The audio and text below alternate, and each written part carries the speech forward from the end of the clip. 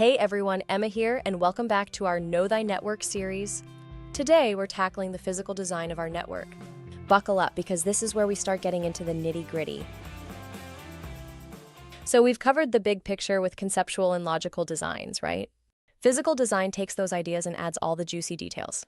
We're talking specifics here, like what operating system versions our devices are running, what security patches have been applied, how we've toughened up our systems, and even how risky each piece of our network might be. Imagine this, you've got a diagram of your network, but it's like a sketch. Physical design turns that sketch into a detailed blueprint. Here we look at things like outdated hardware or software, stuff that's no longer supported, and configurations that might not be the best. It's eye-opening because you start seeing the weak spots in the systems that keep your organization running. Now, let's zoom in on another aspect of physical design, the actual physical setup. We often say in cybersecurity that all our logical security can be undone by physical vulnerabilities. Think about it, you can have the best password protection in the world, but if someone can just walk up and take your server, all that security goes out the window. Physical security is like the unsung hero of network protection. Sure, most of us don't have jobs focused solely on locking doors and guarding cables, but we all need to think about it. Why? Because physical access can bypass all your digital safeguards. If someone can tap into your communication cables or get into the room where your network hub lives, your logical security measures might as well not exist. Let's dive deeper into this. When we talk about physical design, we're not just talking about where things are plugged in. We're discussing the actual physical environment, the room temperature, the power supply reliability, even how you manage physical access to your server room. Imagine someone could just walk in because the door lock is broken or the key is left in the lock. That's a security nightmare. So what does this mean for our networks? We need to consider where our cables run, who can get to them, and how someone might intercept our data.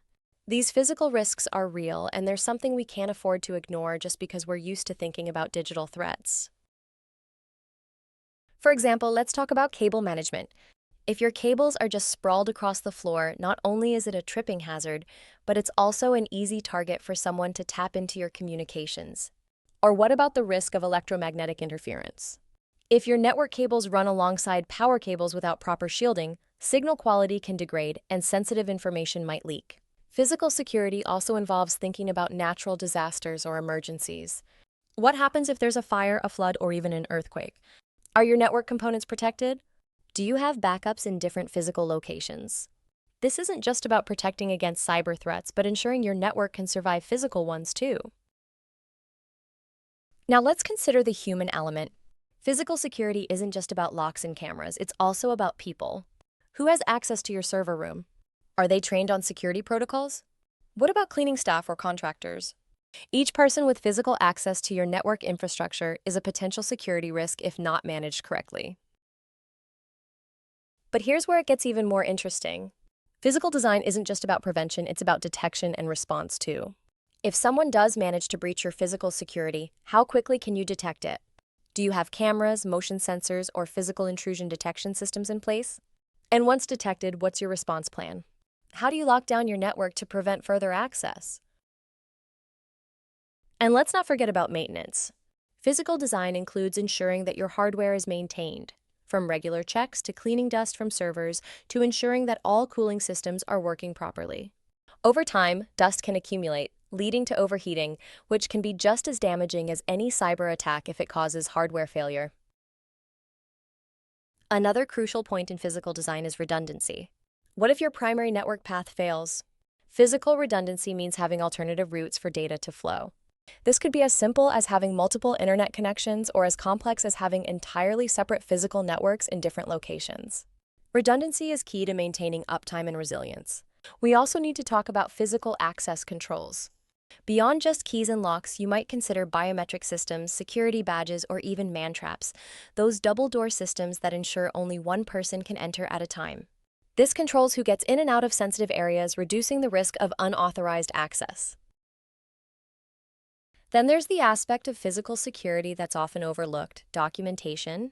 Knowing where every piece of hardware is located, understanding the layout of your cabling, and keeping a detailed inventory of all physical assets helps in both managing and securing your network. If something goes missing, you'll know it immediately. And let's not forget about the aesthetics of security. Sometimes the very visibility of security measures can act as a deterrent. Having visible cameras, security guards, or even just clear signage can make potential intruders think twice before attempting anything. Physical design isn't just about knowing what you have, it's about understanding how vulnerable those assets are in the real world. And while this might sound like a lot, remember, it's all part of building a secure, resilient network. But here's the cool part. Once we've got this detailed understanding, we can start to apply it. That's where we're heading next, diving into how data moves through this complex setup we've just mapped out. Understanding communication flow will be our next adventure, and I promise it's going to be just as exciting. So, if you're digging this deep dive into network architecture, make sure you stick around for more. Let's also talk about scalability. How does your physical design accommodate growth? When your company expands, will your network grow with it? Planning for future expansion in the physical design stage means you won't have to scramble when you suddenly need more bandwidth or server space. And what about energy efficiency? Physical design involves thinking about how much power your network consumes. Can you consolidate servers to reduce power usage? Are your cooling systems energy efficient? This not only helps the environment, but can save a lot on operational costs. It's also important to consider the physical layout for ease of maintenance. If your network components are hard to reach or your server room is a maze, it's going to slow down updates, troubleshooting, and emergency responses. Good physical design means everything is accessible and organized. Last but not least, think about legal and compliance issues. Depending on where you are or what industry you're in, there might be laws or regulations dictating how you secure your physical assets. Are your server rooms compliant with data protection laws? Do you have the physical security measures in place to pass an audit? So, physical design is truly a multifaceted approach. It's not just about security, it's about making your network efficient, maintainable, and scalable. It's about preparing for the unexpected, from human errors to natural disasters. Moreover, let's talk about environmental control. The environment where your hardware lives can greatly affect its performance and longevity. Temperature and humidity control are vital. Too hot or too cold can damage equipment. What about air quality?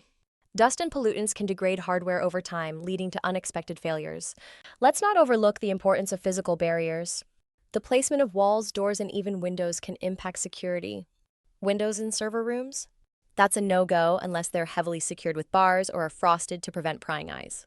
Walls should be thick enough to prevent sound leakage or drilling through from adjacent spaces.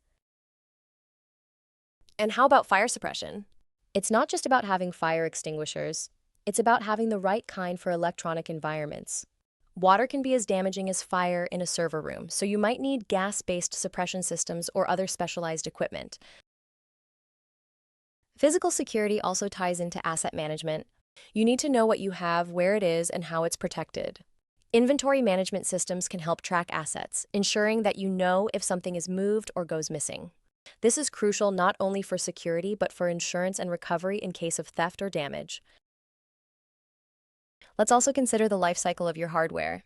Physical design involves planning for when equipment needs to be replaced or upgraded. How do you dispose of old hardware securely? Data destruction before disposal is a critical aspect often overlooked in physical security plans. When it comes to physical security, one must think about social engineering too. Tailgating, where someone follows an authorized person into a secure area, is a common physical security breach. Training staff to recognize and prevent these tactics is as important as any lock or camera system. And let's talk about visitor management. How do you handle guests in your facility? Do you have a system for logging visitors, ensuring they're escorted and their movements are tracked? This extends physical security beyond just access control to managing who knows what about your network infrastructure. Physical design also involves planning for future tech. Are your racks and cabling systems prepared for the next generation of hardware? Will they support higher speeds or new types of connectors? Future-proofing your physical setup is about anticipating technological evolution. Finally, let's not forget about the integration of physical security with logical security. How do your physical security systems communicate with your digital security systems?